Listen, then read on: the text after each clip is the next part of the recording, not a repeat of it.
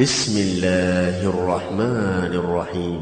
إذا زلزلت الأرض زلزالها وأخرجت الأرض أثقالها وقال الإنسان ما لها يومئذ تحدث أخبارها بأن ربك أوحى لها يومئذ يصدر الناس أشتاتا ليروا أعمالهم فمن يعمل مثقال ذرة خيرا يره ومن يعمل مثقال ذرة شرا يره.